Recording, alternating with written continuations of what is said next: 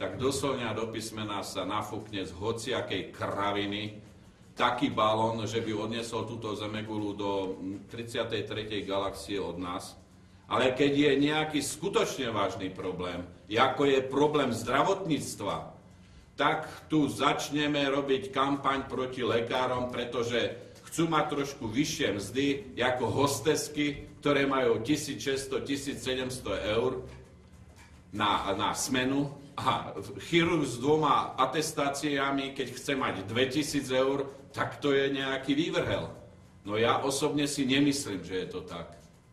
Proste človek, ktorý robí niekde v úradníka v bankovníctve a má vyše 2000 plat, určite nerobí takú zodpovednú a odborne erudovanú prácu, ako trebárs chirurg, neurochirurg, ktorý operuje mozog, ľudský mozog, s 2 atestáciami.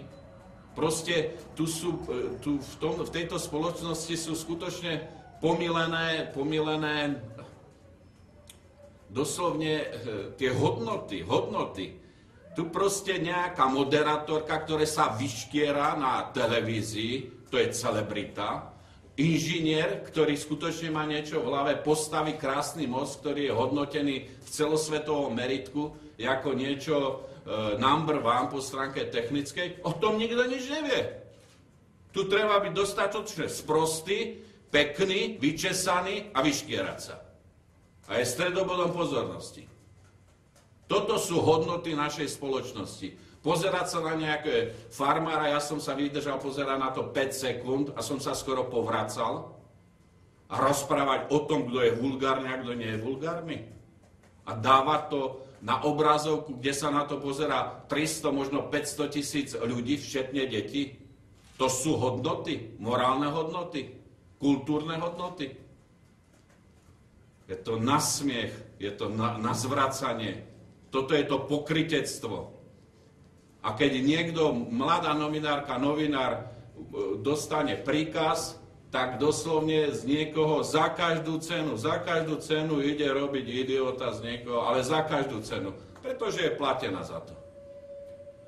Nie preto, že má vnútri nejaké morálne vlastnosti a sa jej to bridí a je jej to odporné. Nie.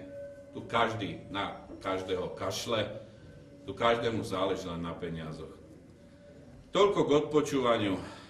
Skutočne je veľmi smutné, že teraz Smer vehementne, jak sa rozčuluje, aj pán prezident sa rozčuluje, že keď sa to potvrdí, že boli niektorí nezákonne odpočúvaní, by mal Galko podať demisiu. No ale veď už mohli byť v minulosti, celá vláda bola odvolaná, dostali nedôveru v parlamente. Prečo sa prijímal, dokonca sa menila ústava, aby tí, ktorí majú nedôveru, boli odvolaní, aby mohli dovládnuť. Aby mohli šafáriť ďalších 5 mesiacov. Veď to je úplne chore, ľudia. Úplne chore, čo sa deje v tomto štáte. Národ hladovie, dôchodcovia majú 200-eurové dôchodky, my ideme dávať bilióny do nejakých darmožračov v Grécku, v Taliansku, vo Francúzsku, Portugalsku a o tom sa nič nepíše. Veď sa prestalo úplne písať o eurovale, o problematike, z čoho sa zoberú peniaze na záchranu Talianov, nebo aj Španielov. To nie je problém. Problém je, že niekto niekoho odpočúva. No nech odpočúva. To je problém. To je ten najväčší problém. Takže ja si myslím, že skutočné problémy sú niekde inde, len médiá jak keby neexistovali, jak keby o nich nechceli rozprávať. Lenže tí ľudia chcú o tom rozprávať, pretože oni nemajú na to, keď zaplatí za činžiak, nemá na to, aby si kúpila chleba, tá babka. A s kým ona o tom má rozprávať?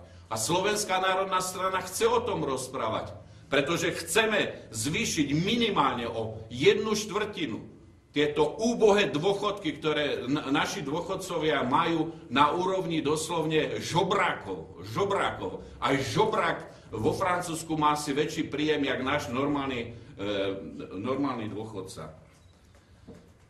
Chcel by som sa taktiež dotknúť problematiky maďarského občianstva. teraz sme sa dozvedeli, že konečne sa jeden Maďar v Komárne ohlásil, dokonca pani premiérke, nejaký Boldogi, že on má maďarské občianstvo a konečne sa ministerstvo vnútra pochlapilo a jednému odobralo to slovenské občianstvo. No tak aspoň niečo, že jeden.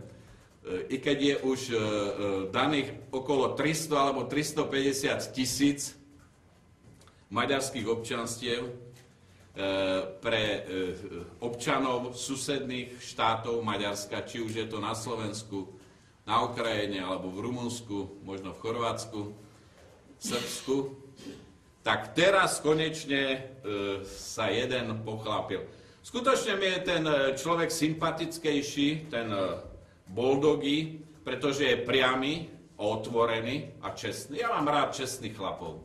A nie pokrytcovi ako pán Bereni, ktorý je predsedom strany Maďarskej koalície, ktorý doteraz sa neprihlásil k tomu, čo stále hlása, že je hrdý na svoje maďarstvo. A určite má maďarské občianstvo.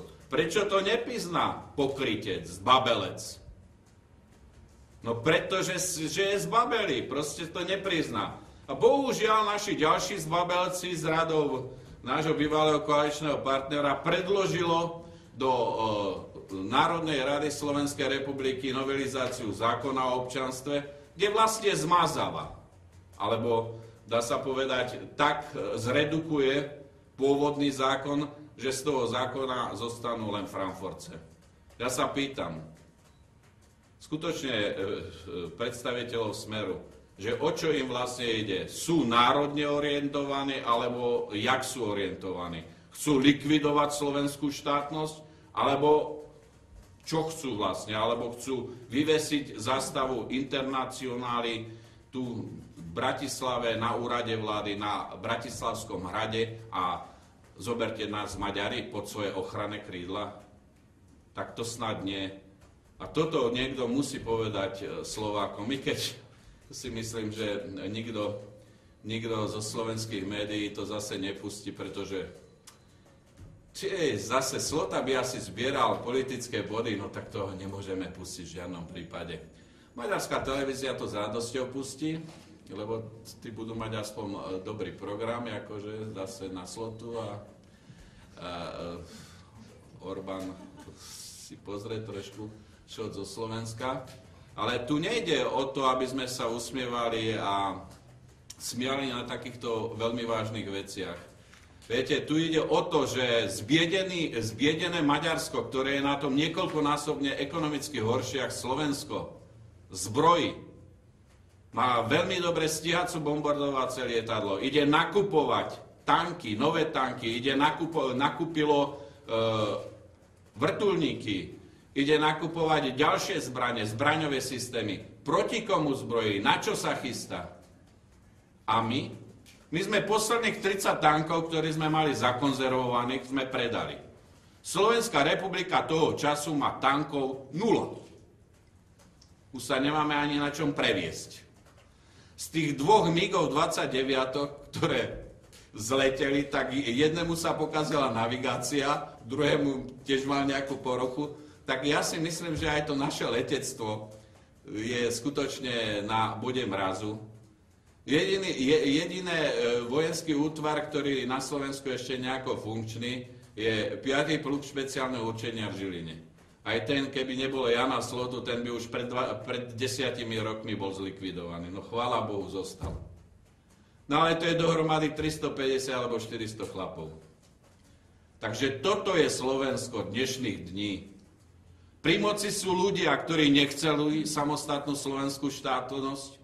Pri moci sú ľudia, pre ktorých je viacej internacionalizmus a spolupráca s nejakými internacionalistami, socialistami z Grécka, z Francúzska, z Nemecka, ako je spolupráca so slovenským národom a práca pre slovenský národ.